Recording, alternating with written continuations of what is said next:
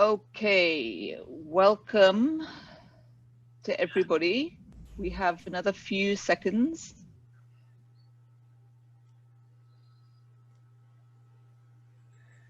Okay, it's 7 o'clock and welcome to the 111 participants.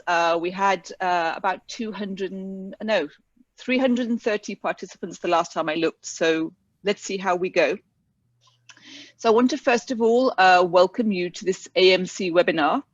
The AMC is the Association of Mumbai Coaches. Those of you who are members, welcome. Those of you who haven't heard of us, we're a group of about 100 coaches in Mumbai. We run webinars and meetings and training and all kinds of things for our coaching group.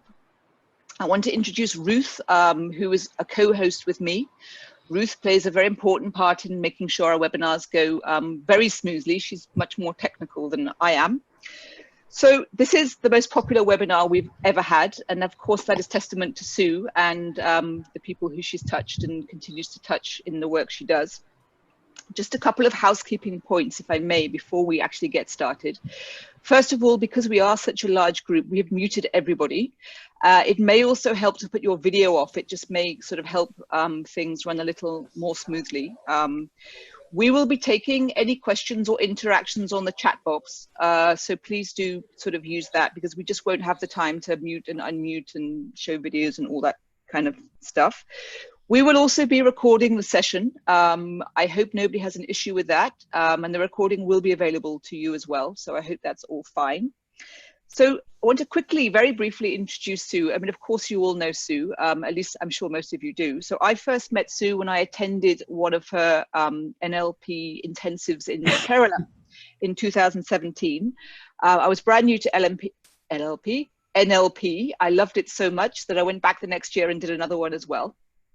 And of course, Sue has such deep expertise and decades of experience in NLP and leadership and coaching and everything else. And she's one of the world's most renowned NLP experts and practitioners, and has, of course, trained with some of the NLP greats and the biggest names in NLP.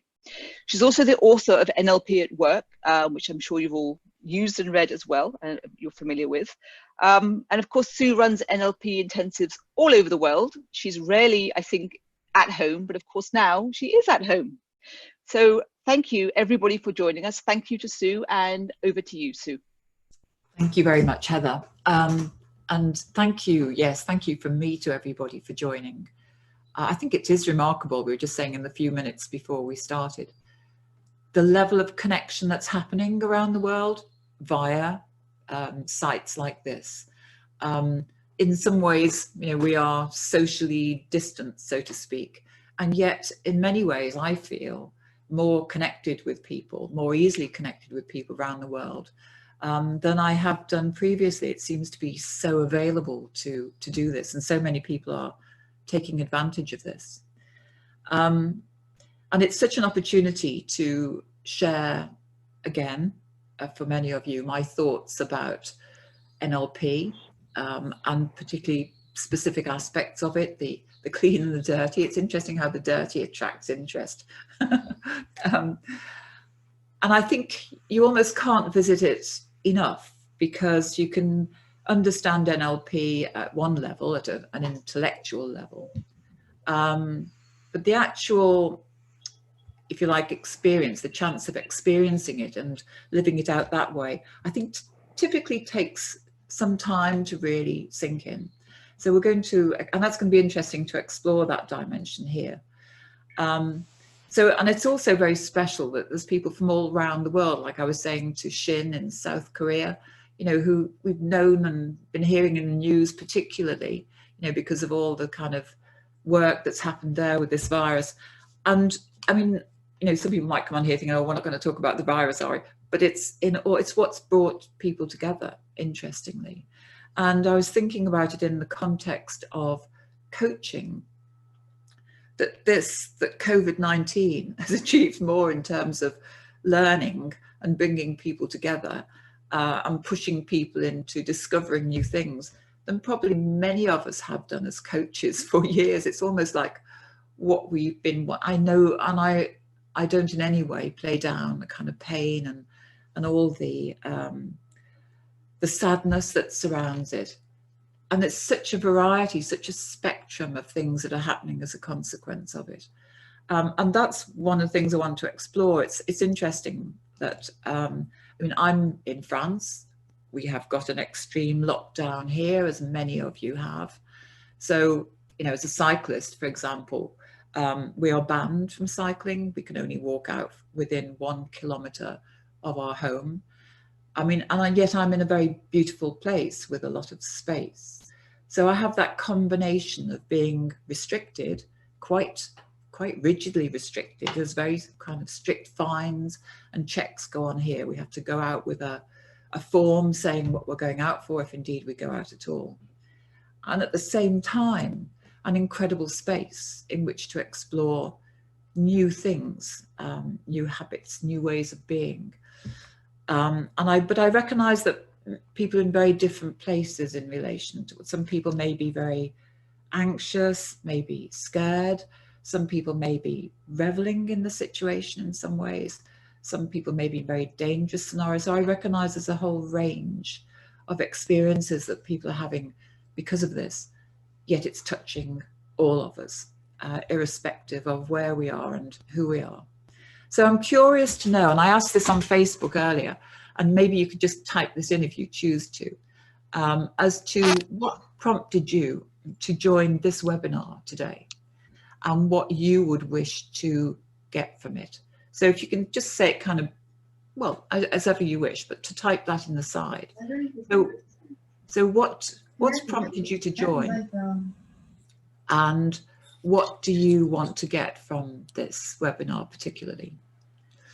And I'll just have a scan of some of the things that you say as you type them in. That would be very helpful. And perhaps Ruth, if you're there, if you could just put up the first slide for me while people are doing that. Or maybe she's not there. Yes, Sue, I'm putting up the slide. So I need to share screen for a minute? No, I will share. Oh, okay. So that's just to show you that's where I am at the minute. So, oh, there we go. So just to give you the title. So I'm particularly going to explore the what is NLP. But that was also just to say, look, I am in this fantastic space and it's a luxury for me, where I travel a lot of the time. It's actually luxury for me to be locked down and to see flowers and spring develop. It's something I don't normally have continuously. Okay, so you can take that off now, Ruth. I'll just go back to the comments on the side. Yeah. Okay. Thank you for those. And it's interesting if you are coaching, because in the sense this is what I'm doing right now. And I suppose it's a very classic thing to ask people, you know, what's your issue? What do you want? So you're expressing in your comments what you want. And what we do with that, with NLP, can be quite different to what you might do with other coaching processes. So for example, as we look at the words, as we look at what you're expressing, what's important is not so much the content of what you say, but it's the way that you express it. That's where the key learning lies. So typically as a coach in NLP, and I use it for many different things. I hope my voice holds out, by the way. I've been very croaky. I've got all sorts of drinks lined up here. So if you see me swigging, it's not gin, it's sort of drinks. The key thing is to look for patterns. That's, so there are a lot of clues. In this case, I've got your words on the screen. I could have more of your visual of how you are saying these things. It doesn't really matter, whichever we have. It's an opportunity to look for what choices you make in the way that you express your outcome. And so looking for patterns is a very significant part of NLP. So when you ask somebody, for example, you know, what an outcome is.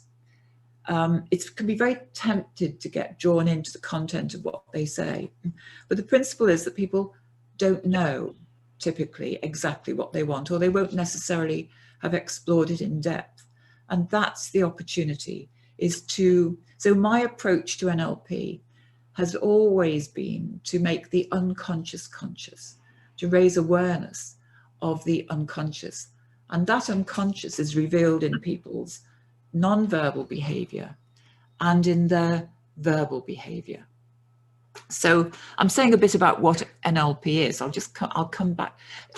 Also to say about patterns, it's interesting that in relation to the virus, that looking for how to deal with it is based on looking for patterns.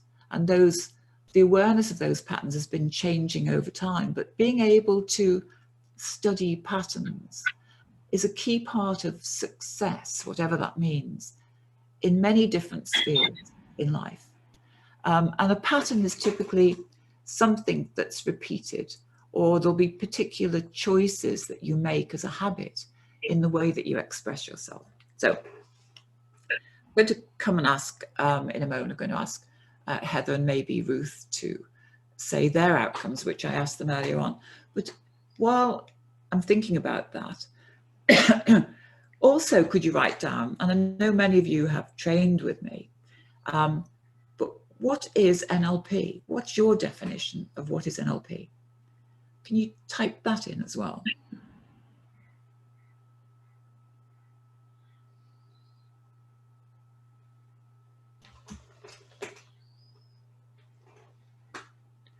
Someone's saying, could they have the videos? Can you repeat your question again? What is your... What is NLP for you? So I'm just reading some of so changing your way of thinking, it's thinking about thinking. It's a way of thinking, a way of revealing the bits below the iceberg.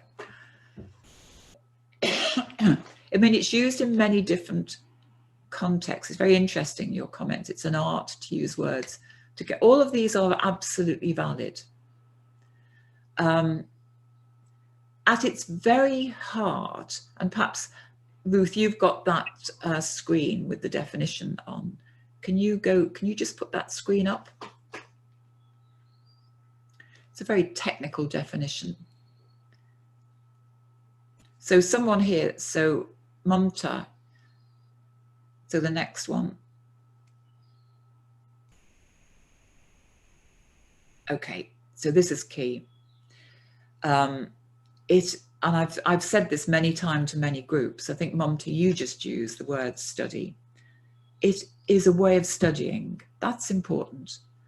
It's a way of studying the structure of subjective. So by asking you to put your outcomes on the screen and say what NLP is, it gives me the opportunity, I mean, very briefly in this kind of context, but nevertheless, it gives me an opportunity to study how you respond to those questions. Rather than me coming in and just talking without your involvement. So, for example, if I'm doing a training, for me, it's not NLP to just lecture about a technique, for example.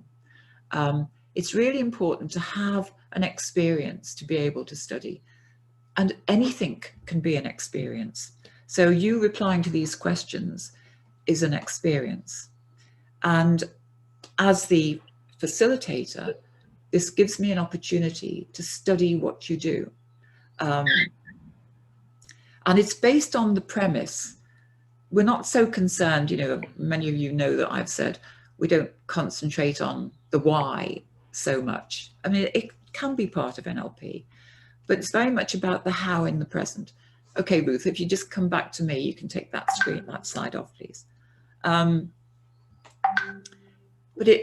now you can get that definition in your intellect, if you like. You can know it, you can think about it, and quite a few of you use the word thinking. Although Janie, you said it's about studying thinking, doing, and being. It's much more than thinking. That's a tendency that many of us have, is to do things intellectually, to think about things, but it's our whole experience. It's the whole body experience that we can study. And it's the non-verbal behavior that very typically reveals more about us. There's lots of unconscious traits that we have. We've got a series on TV the last 3 nights about somebody who cheated at a quiz show called Who Wants to Be a Millionaire, which I think is in most countries. And the actor playing the host in the quiz show had, and this is an NLP term, had modeled the guy who's very well known in the UK, who was the compere.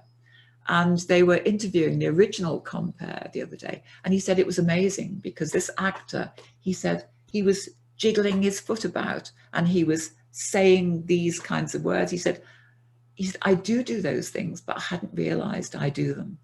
And it was clear that he'd got an awareness about his own behavior because of this actor playing him so remarkably, so accurately in this TV series. So it's a way of studying experience. So to do that, we have to have experiences, whether you're a trainer, whether you're a coach. It's like, how do you create the opportunity to get the experience that you can then study? So let me just come back to Heather for a moment. So Heather, what's your outcome for taking part? I know you're hosting it, but also for participating in this webinar. So as a coach and someone that does a lot of leadership work, I actually wanted to be able to use things which I would have picked up in this session to actually use in my coaching, because I'm still very much on the journey of NLP at the early stage. Right. So it was quite a practical application. To you, and anything else? So it's to use in your coaching with other people. And develop a deeper understanding of NLP, because every time I have any interaction with NLP, I get a little bit more understanding, and it takes it a little deeper for me because it's a very vast and complex subject. Okay, and what would that deeper understanding give you subsequently? It would give me self-awareness. So it's funny because every time I interact with you personally, I get a real sense of enhanced self-awareness. And I'm sure many people would say the same. I just get these aha moments every single time, just like, wow. So that's something which I was interested to see if that happened, to get that connection with myself. If I can ask one more question about that. So that awareness that you get by talking with me, where does that come from? It comes from, I think, your ability. So obviously when we're in smaller groups, your ability to not point out what I'm doing, but just observe. And from the observation you make, I then put all the dots together. Right. And realize that actually it's a pattern. So the patterns which I keep playing out, somehow you're able to put that mirror up without consciously doing it. It just happens that I'm like, oh, wow, I'm doing that again. Right. So I don't know what the rest of you are doing, but if you're paying attention in a particular way, you learn key things. We learn very key things about somebody in a very short space of time. So, Heather's using metaphors to express her experience. She'll be revealing, she is revealing the kind of things that are important to her, the filters that she uses. So in some ways, the less I interfere with that, the more I learn about those patterns. So when we spoke earlier, I've noticed that, a lot of your attention and a lot of your outcomes were to do with other people apart from yourself, although you've come now to talking about your own self-awareness, but the metaphors that you're using for that as well. So this is all information. You might not know what to do with it at first, but it's important to collect that information because then patterns will start to emerge. So let me just ask Ruth the same question as well. Yes. Asking you before. So yeah. What's important to you, Ruth? What do you wish to get out of this? I want to deepen my coaching practice. Some of my clients have asked me about breaking patterns, and they wanted me to help them with deep-rooted hurt and angst, which I found very difficult because, you know, I mean, I didn't have that deeper understanding of NLP. Right. So could you just say a little bit again, the bit what you wanted with them was what? I didn't quite catch it. It broke up then. They wanted to break patterns. Okay, break patterns, right. And get over deep-rooted angst and hurt. Okay. And so your response to that was that probably I do not have the expertise to deal with it right now. I'm looking for, you know, more understanding from you. okay.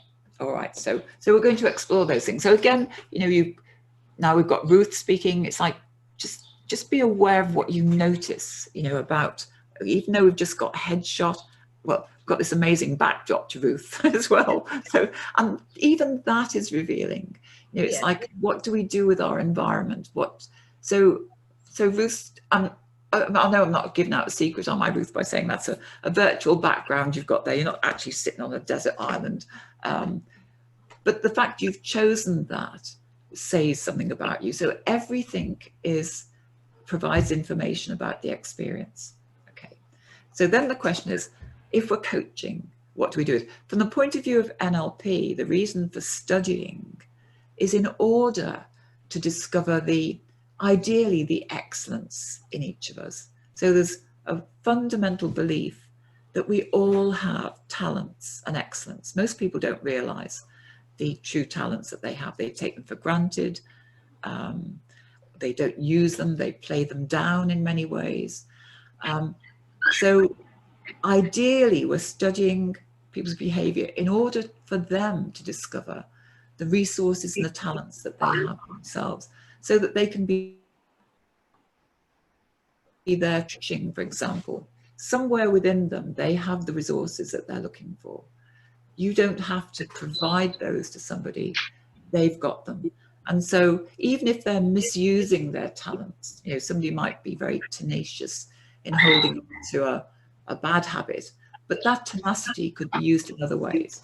So it's a study of the structure of experience in order to particularly identify the excellence we have. We can identify problem states as well, of course, but so the aim is the excellence, and to be able for people to discover that for themselves. Thank you. Thank you, Sue. That was really nice. Nice in what way? In that, you know, that we all have excellence within us, and, you know, we need to understand that and believe in it. Absolutely. So you can choose, and the good thing about beliefs, for example, so now I'm noticing what tense Ruth is using in her language, and what words. So we need to do that so that we can then believe in that. And that's something that's very important. Most of NLP, most of the training that I do and the coaching that I do is done in the present tense. And so that's where I would maybe change what somebody is saying. So for example, you know, you said you could believe, I'm changing the word slightly, you could believe, you know, that you have this excellence. You can believe that right now, that you have that excellence to make that difference for yourself and for the people. That choice in a belief is available to you here and now. Okay, so I believe in excellence, that I have the excellence. You do. So what's that like to believe that? No, believe that I have it right now. Yeah. You do. Yes. So how is that? It feels good. Okay. I'll come back to that. Now, there's another reason for doing things in the present tense rather than what would happen or what has happened. It's rare to use past and future tenses like that. Let me ask you, audience, what would you say? I might have just used a would there. What do you say is the prime reason for working in the present tense? So just write down what your response is to that. What's important about the present tense? apart from it being all that we've got, really, which is interesting how people are reminding each other of that, you know, in times like this. It's like, well, we have now. Right, keeping the client grounded in the here and now focus. Yeah, absolutely. So there's a pattern, somebody not putting off. It's interesting when people use nots in language, like not something, not something else. Just be aware of that. It enables us to be more relaxed. It might. Somebody might be very anxious in the present, and it's important to acknowledge that. Okay, let me add something. I don't think anybody's used this word yet.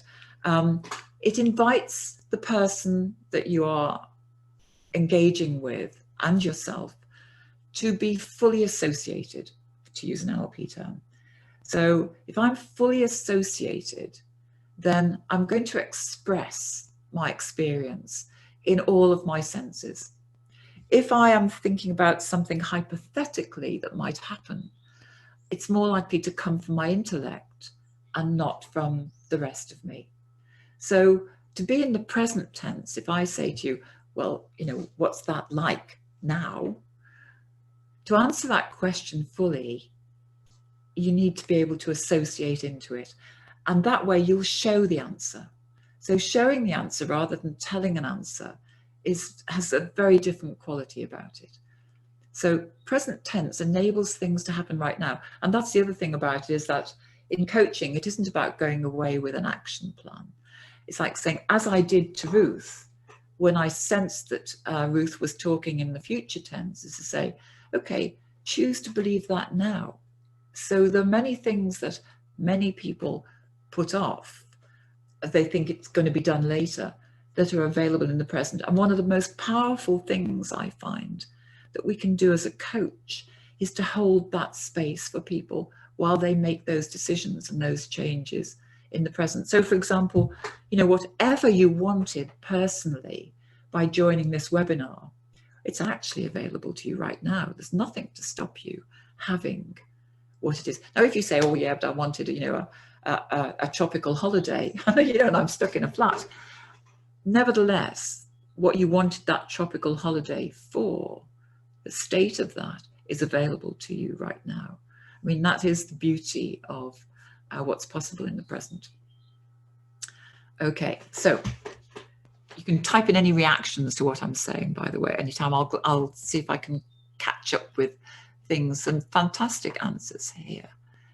Yeah, I mean, some people, true, some people's body can be here and their mind's somewhere else. And I find that one of the things that makes the biggest difference is how we show up. You know, how do you show up as a coach? How do you show up as a partner? How do you show up, you know, as a trainer, for example? Are you partly thinking about? So, for example, if you are, let's say, attached to coaching by numbers, and there is a place for that. There's a lot of learning in that. But if you're used to going through a very particular process, there'll be part of you that is attached to thinking about that process. And NLP is about being real time, studying what's happening in the moment. Now, when you're truly in that state, you're fully present. It's like you've shown up fully. And that in itself just makes a difference. You know, to have somebody, I mean, I have, here in France, we have online aperitif evenings, you know, so we connect on Zoom or whatever to have a drink together. And it's quite interesting how distracted some people look at times when they're on the screen. And you think, so even on Zoom, it's like we can show up or we can be distracted by something else. And that ability to be present is a very, very influential and very powerful one. Okay, so gain knowledge. Oh, so somebody's saying, how do I come to gain knowledge? How to become available without attending the session? It depends what kind of session you mean there, whether you mean this session or a training session. I mean, you can gain knowledge from a book, but experience you gain from doing things usually especially initially with other people who can highlight the patterns that you might find invisible to yourself at first. Drinks on Zoom, what an idea. Well, we'll open it up in the future. Okay, so Ruth, can you show the next, or let me just, before you show the next slide, let's just move, because I've been asking, in some cases, clean questions. They are a very powerful way of creating space for you to be able to study somebody's experience. If I'm asking a clean question, and a clean question is a question that has as little of me in it as possible. If I say to you, well, what does that look like to you? And you haven't talked about seeing something, I've actually pushed you in the direction, potentially, of seeing something, and it might not be the way that you represent your thoughts. If I say to you, what are you going to do about that? I have, and that's a classic. I am contaminating the answer because I'm pushing you into actions, when actually, maybe just experiencing what's happening is more important. And there is a real classic, what I would call a no-no question, which I really dislike, is like, well, what makes you feel that? Oh, if any of you ask that as a coach, strike it off right now, because it implies that things make you feel something. We are influenced by things, but we don't have to compound the fact that anything makes us anything. The whole aim of coaching is to, if you like, unhook ourselves from things that might have made us feel something. And we might not be feeling it. We might be seeing it, hearing it, exploring it. So it's a very contaminating question. So by asking questions that have got as little of yourself in as, I'm going to come to the other side as well, the dirty side eventually. But by asking clean questions, we create space in which we can explore. And one of the things you might have noticed is that, when I was asking Heather started to talk in metaphors. I don't know if you remember the metaphors. Do you remember the metaphors that you used, Heather? I talked about holding a mirror up. So you did? I don't actually. I was kind of lost in the moment. You had another metaphor just before that one. But that was a very striking one. It used was holding a mirror up. And you were talking about things quite spatially. And so connecting the dots. Connecting the dots. Who was that? Who said that? Ruth. Mamta. Oh, Mamta, you're sharp. We learn something about Mamta. Whatever people do tells us something about them. We say that the way we do something is the way we do everything. So a single interaction like that, just a moment in time, it's like a hologram. It reveals the whole. So you can just be thinking about what you learned about Mamta in that moment. And I know Mamta, so it does definitely compound what I know about it, which is a very talented, very observant lady. Memorizing, she's listened and remembered what you've said. So we learn your metaphors, and it's very powerful to get to hear those, and powerful for you to be aware of them as well. Okay. Thank you. Who was that? Mamta, was that you? Yes. Yes. Thank you. So I know Carolyn's on here somewhere. So just go specifically into clean for a moment. David Grove, who was the source of these questions, and he was kind of discovered, or what he did was discovered as a result of people experiencing his amazing ability to coach people and then choosing to model him in NLP terms. He died quite young. He died at the age of 57 a few years ago. And thank God they did model him, because he hadn't written a lot or recorded a lot. And so the consequence is that we have, the results of his work, which feeds into NLP and stands alone as well. But we were able to, Penny Tompkins and James Lawley were the main people to do this, were able to unpack what he was doing and then put it into a form that made it available to the rest of us. So I was talking to one of my friends and colleagues, Carolyn, who's on here somewhere at the moment, so I can't see her on this screen. And I hope you don't mind this, Carolyn, I've given you away to you. And she was telling me about the situation of going out for shopping. So same here. I mean, I live alone, but if you live with your family, only one of you, if you're in the UK or here, maybe it's the same in India and wherever, only one of you can go out and shop at a time. You can't go as a family group. So I don't have some of these issues. I can, in fact, my neighbours go and do a lot of shopping for me. And Carolyn, I was very amused because Carolyn said it was her husband's turn, so he went out to do the shopping. And correct me, Carolyn, if I've got this right, what did you tell me? And you'd asked him to get mushrooms and white vinegar because your daughter was experimenting with dyeing clothes and you need vinegar to set the dye in the clothes, and concealer. Is it like a makeup concealer? And and her husband came back with I think very expensive white wine vinegar, which you would even use sparingly in cooking, and a concealer which is a stick of some kind, not like a makeup, not a fluid makeup. And whereas Carolyn would normally use the very big, I think, field mushrooms that are very tasty, he came back with the smallest packet of the smallest mushrooms that you could find. And she said, learning.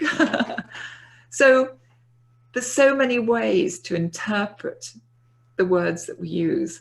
So she had presumably given him a list, but he put his own interpretation to that list and come back with these items, believing them to be exactly. Now, she hadn't been specific, and we're not typically very specific in our everyday conversation. But he hadn't asked the questions either, what kind of mushrooms. So most of the time in everyday conversations, people talk to each other or they talk at each other without really finding out what's meant by what the other person is saying. Now, in everyday life, that makes a difference, you know, whether it's going out for shopping or whether it's just understanding what somebody is saying to you, truly understanding, you know, what they're saying to you, or whether it's because you want to get, you know, you don't want to have to make several trips for shopping because we're only allowed one a day anyway, so you're stuck with the little mushrooms. So it hasn't, and it demonstrates listening, to be curious, but on the whole, most people will tell things rather than ask questions. So you might want to just think about what's the balance for you between, do you think and do you know, between the extent to which you'd be likely to talk and tell and ask questions. One of the my friends who was actually on the program with me in India, one of my neighbors here in France, for whom NLP, I don't think he'd expected to come and travel in India, but he was kind of drawn in by all my wonderful Indian friends to attend the program. And then he even came back on the second one the next month. He was there for 6 weeks in India, which is quite amazing that he got really hooked by it. And he is one of the people that joins in on this aperitif evening. And it's so interesting how his skills, his observational skills have developed. And we were on this aperitif evening with somebody, well, everybody was talking to some extent. And first of all, he said, I think I've got some feedback for all of you. There are only 6 of us actually on the screen. He said, I've noticed that that you, so-and-so, you have sipped from your glass 6 times.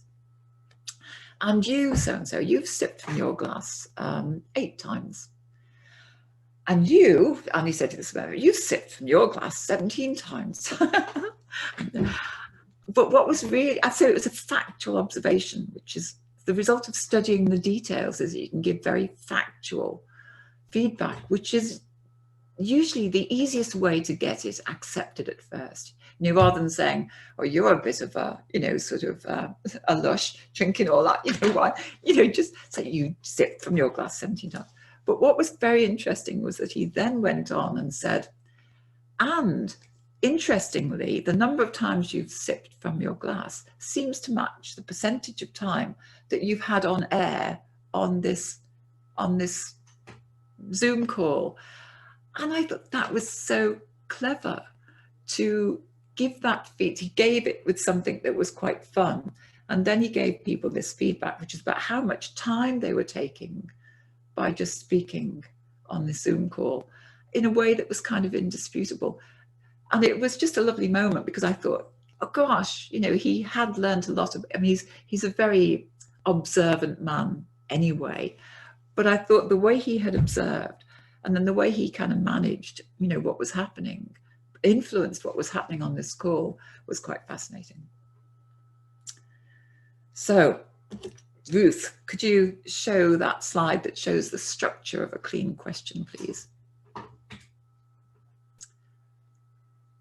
So it's the next one, I think. That's it. So this is the basic structure of a clean question. There are many different forms, but this is it's like a skeleton, if you like. If you get the elements of this, if you get the principles of this fundamental question, you get the essence of what clean is all about. So if you can be listening and say to somebody, oh, in what way, or what's that like? And yes, that's great. This is more than that. You don't necessarily always have to use these. We'll talk about mixing and matching shortly. It starts with and. That's very significant. I think if you look at and pay attention to your own behavior, and if you pay attention to other people's behavior, and study the extent or the balance between the extent to which somebody says and or but, I think you would find in the population generally, and it can vary from culture to culture, from person to person, you're more likely to get people saying but than you are to get people saying and.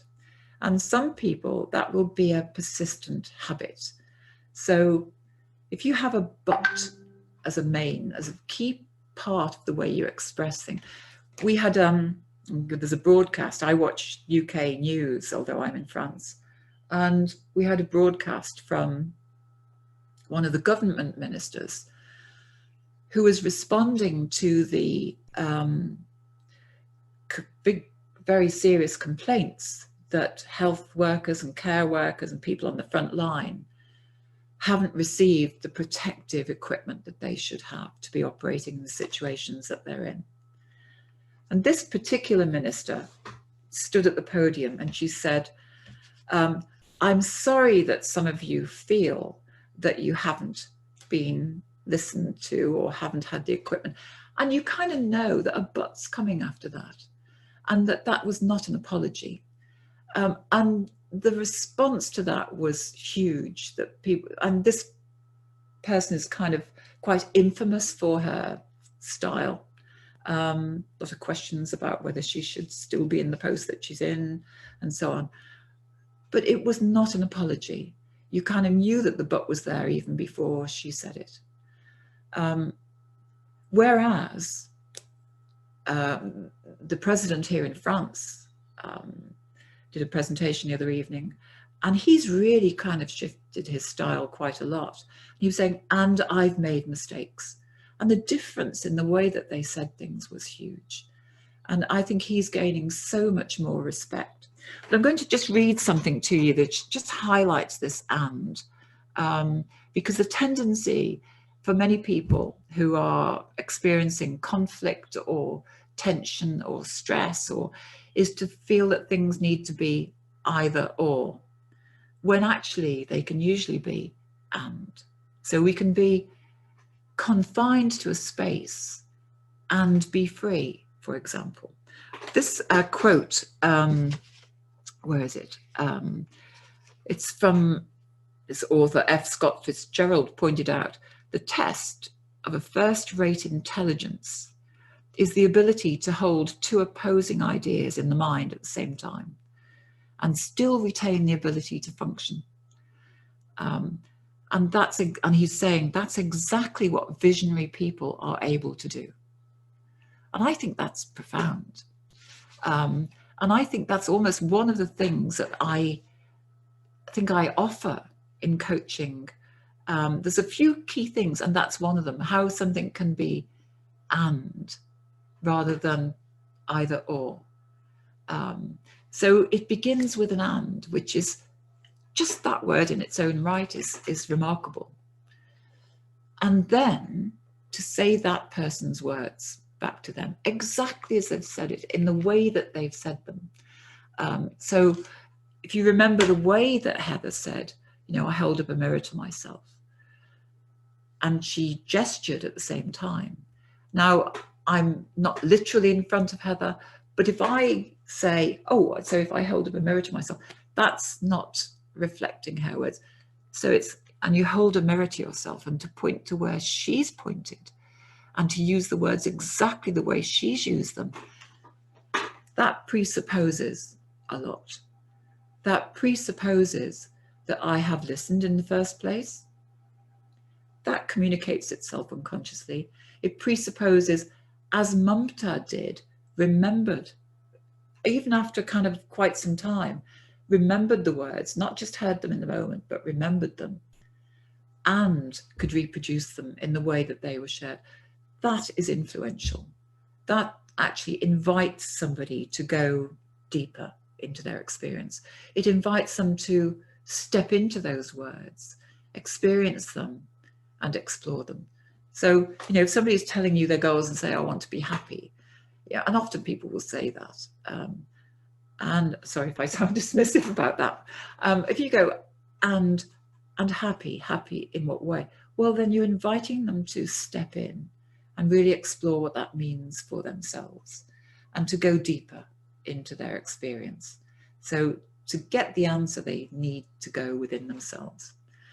And then the follow-on question is what kind of, which is about as neutral as you can get. What kind of happiness, what kind of mirror is that? You're keeping yourself to a minimum, as David Grove said, you know, the I-ness of the facilitator should virtually cease to exist. Now that's rare in everyday conversation, I find, but that is the essence of clean. That's what it means to be clean in this context. Okay, so you can take that off now, please, Ruth, come back. I was looking at it myself. So do type, please repeat about the opposing ideas. Yes, I mean, there's some very interesting mathematical things that, you know, says prove that this equals that when it almost seems impossible. But the people who can hold the possibility that it can be this and that, like that and I'm using the current example, which is probably perhaps a simpler one to explore, that I can be confined and yet I can be free. I mean, that's very current. And I spent time with somebody who'd been a hostage in Beirut years ago. And he was totally confined and found a way to be free within himself. So it doesn't have to be totally opposing ideas, but it might be conflicting ideas or things that you've held as being an either or. This concept, though, that it's a form of intelligence, a kind of special kind of intelligence to be able to do that. And what you're inviting when you use the and is for people to find that within themselves and for you to find it within yourself, first of all. Okay.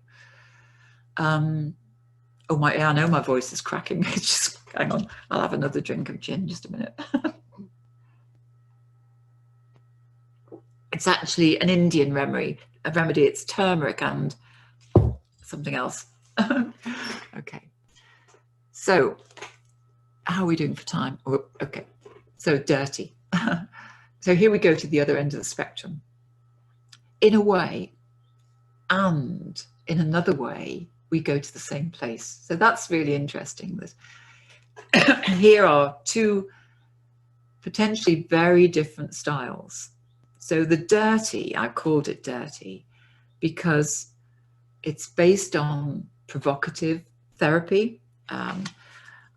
Because I have worked a lot in business, I didn't use the word therapy so much. I called it provocative coaching, and even the word provocative triggered all sorts of distractions, I thought. So it was interesting when I started to call it coaching with humor.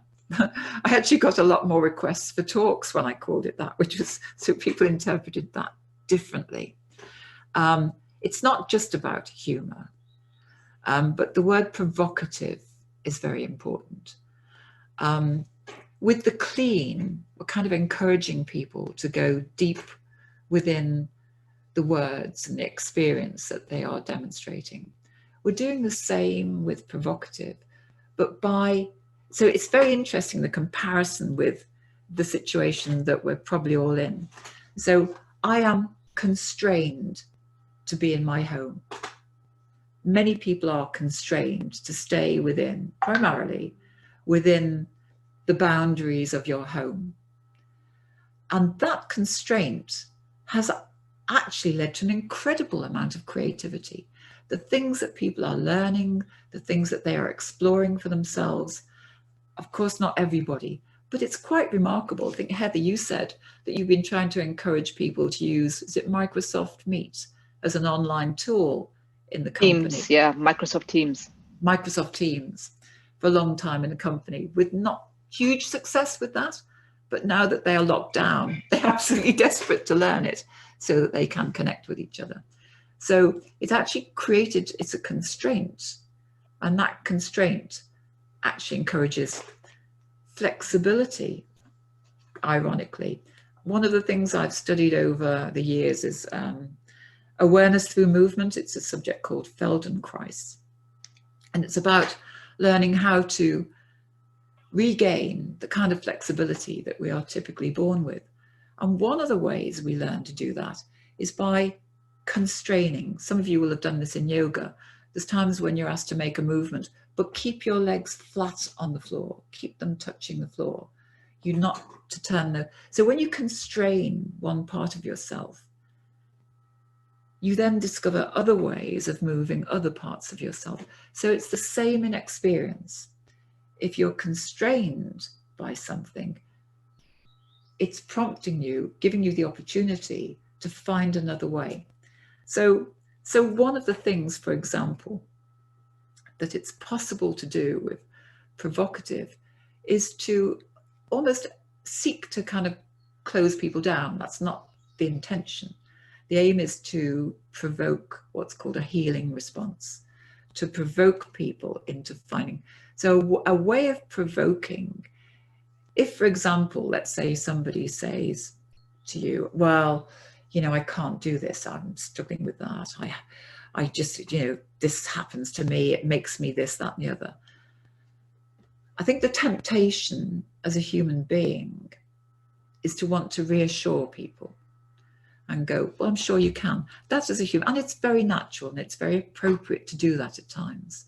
But in the context of coaching, where we would typically want people to find the resources within themselves so that they can become independent of you as a coach, it's much more likely. So, for example, if somebody says to me, which they did fairly recently, well, you know, I just haven't got my business off the ground. You know, I've been thinking about it for a few years and I've started on it, but it just hasn't happened yet.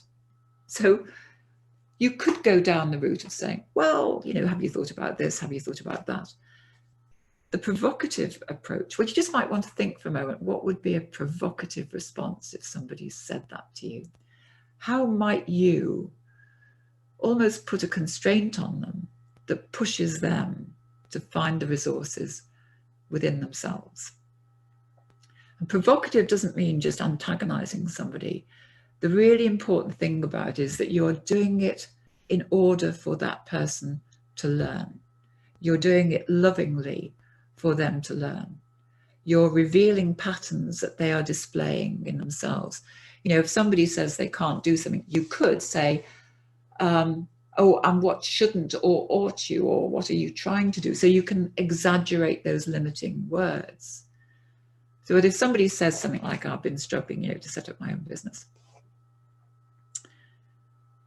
a typical, a characteristic provocative response might be to say, well, not everybody is cut out to run their own business.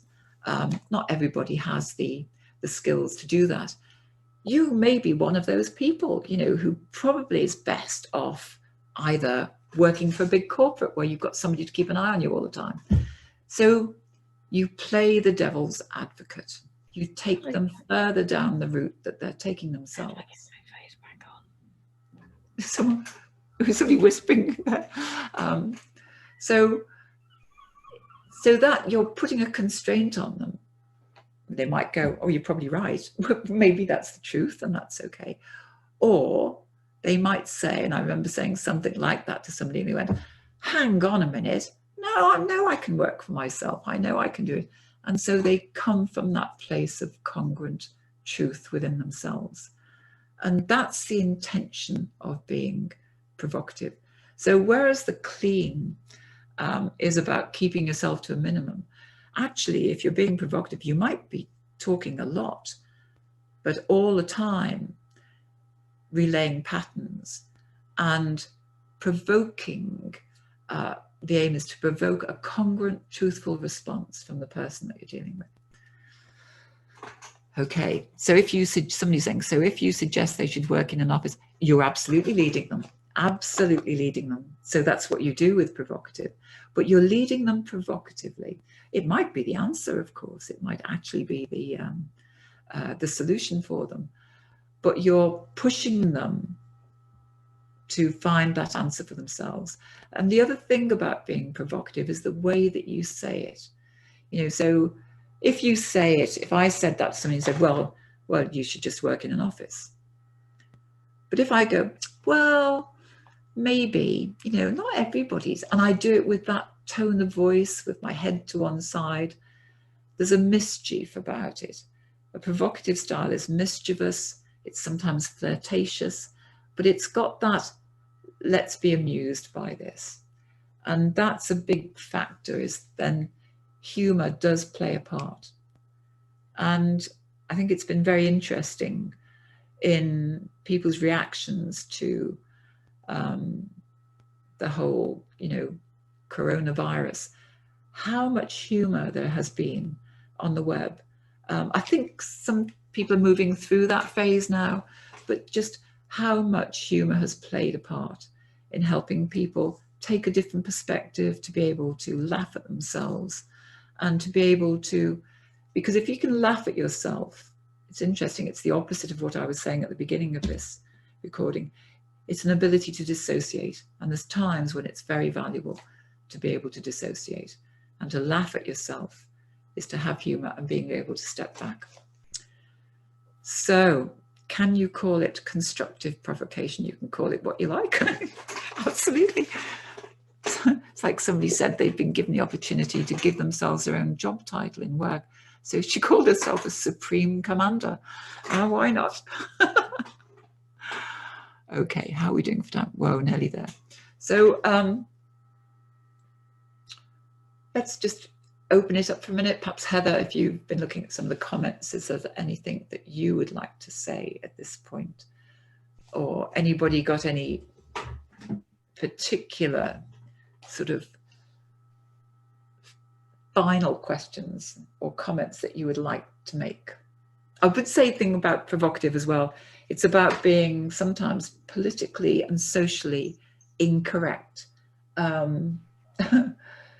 It's interesting that, for example, I think a lot of people are taught in some of the more traditional coaching processes not to interrupt people, but actually interrupting is a very useful strategy in provocative, because the message is in your behavior.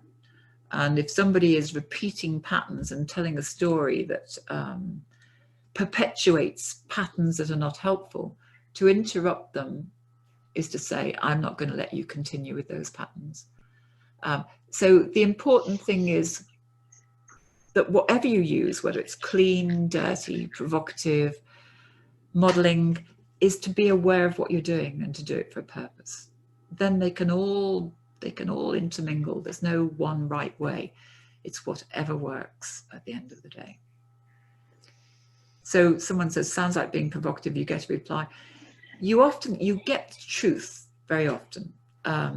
You know, when you really provoke, it's a bit like you're pushing people to find their Achilles heel and then exploring it. And when we learn how to deal with our Achilles heel, and we're probably, many of us are facing Achilles heels right now in this situation. It's like when we face it and are prepared to stay with it and explore it, that's how we learn to deal with it. That's how we learn to, so almost like tick off your Achilles heels is a very healthy process to go through. So somebody's asked, do you think provocative style works well with depression and anxiety? Yes. When somebody asks a question like that, the answer is always yes. The question presupposes the answer. I mean, the truth is, I don't know. You try it and you find out. You only know in the experience. So that's the important thing about NLP. Often people will ask generalized questions.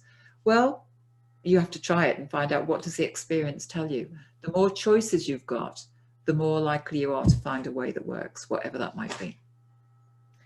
Somebody has a very practical question. Dave, I'd imagine you would contract with a client before heading this way, or contract in the moment. You can imagine as much as you like. I'll just leave you with your imagination then in that case. So you imagine, I would say, I'm going to be provocative with you today, okay? Strap on your seatbelts, guys, because get ready. I'm coming with the provocation.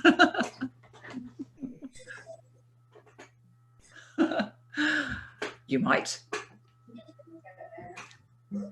Any other key ones?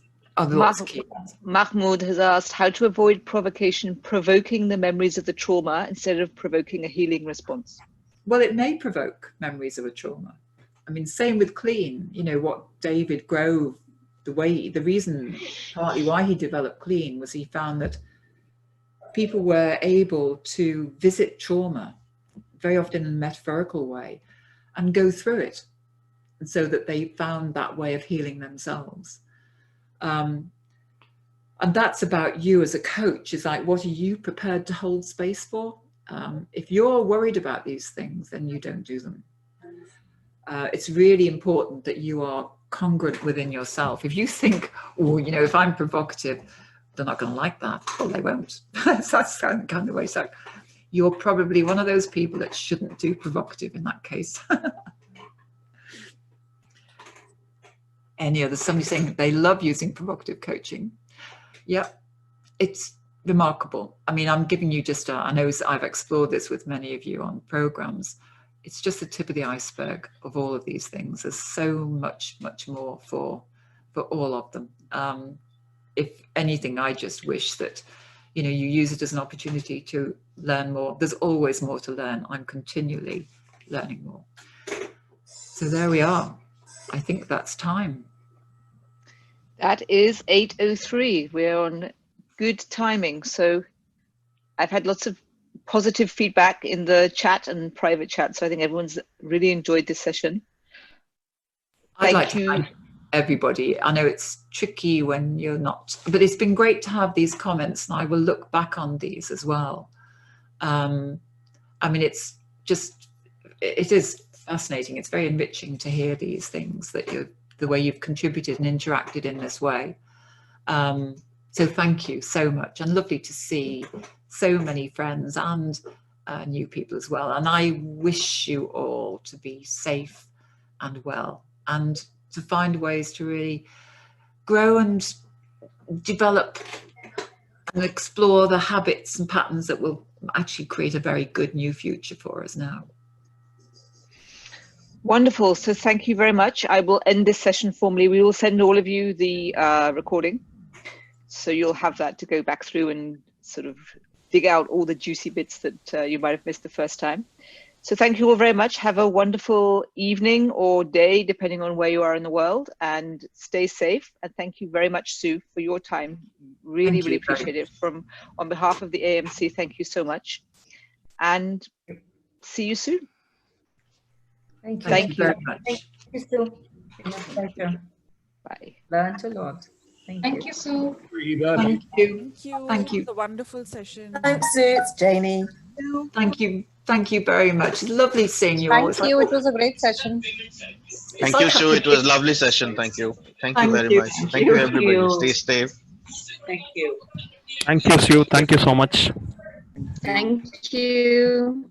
Gosh, it's like Thank you, Sue. Thank you. like having a big Thank you very much. Yes.